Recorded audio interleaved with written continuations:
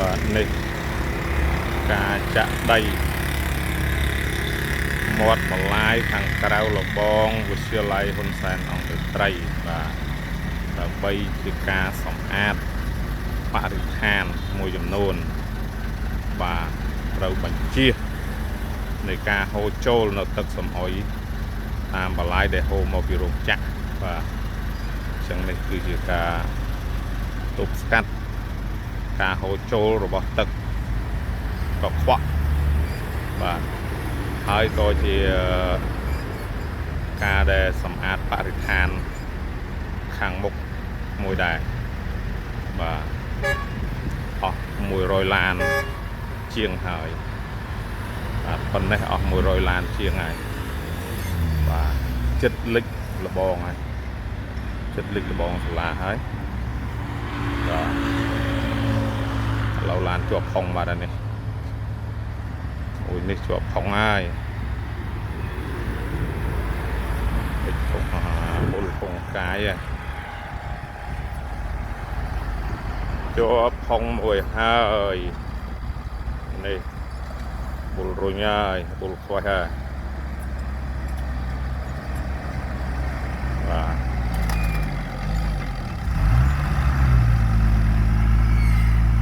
បុលរុញមកហើយបាទរួចជាស្ថាពរបាទ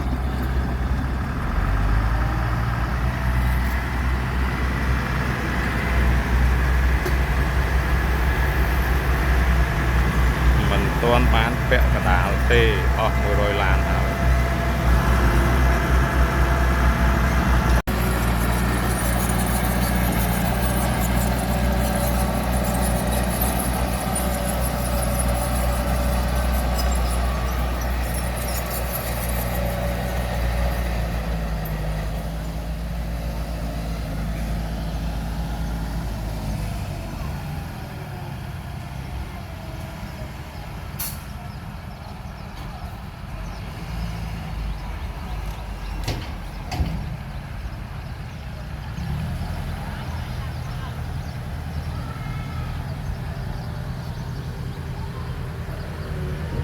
ចាក់ក្នុងចាក់ក្នុងចាក់ក្រោយអាគារខាងកើតគេ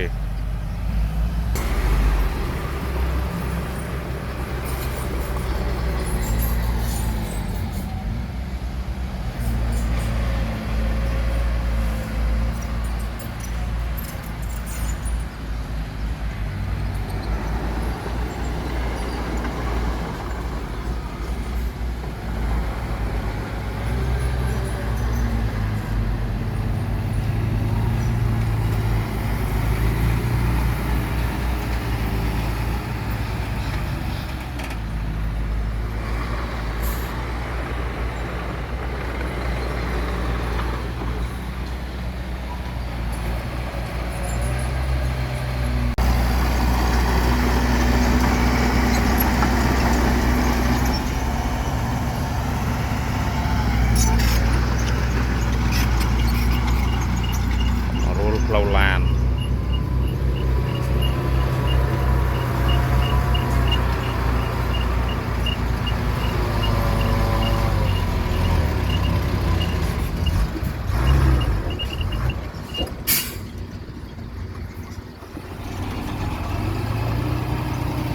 នេះជាស្ថានភាពដែលយើងផ្លូវយើងចាក់ហើយបាទហើយខាងនេះជាស្ថានភាពដែលយើងមិនទាន់ចាក់នេះមើលសុទ្ធសឹងតែជាភក់ឡើងវល់ប្រហែលឆ្នាំនេះភក់ម៉ែអាភក់ហើយបាទ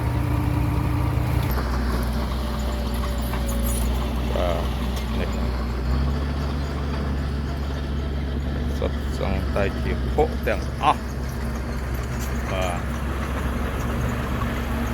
ទៅយើងចាក់នៅប្រហែលជា50 ម៉ែត្រទៀតនៅខ្ទង់ប្រហែលជា50 ម៉ែត្រទៀតបានដល់គោលដៅបាទ50 ម៉ែត្រទៀតយើងដល់គោលដៅថត់មកលបងរបស់យើង បាទ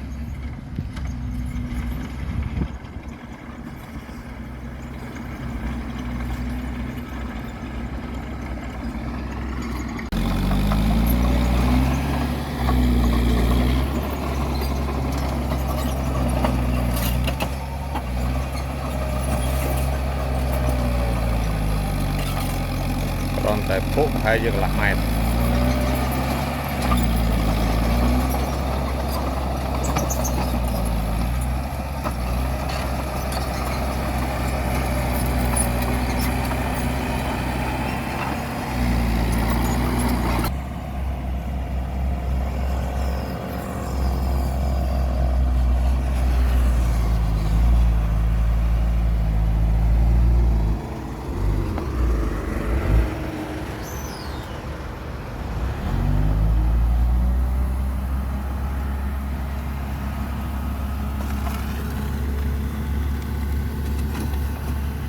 you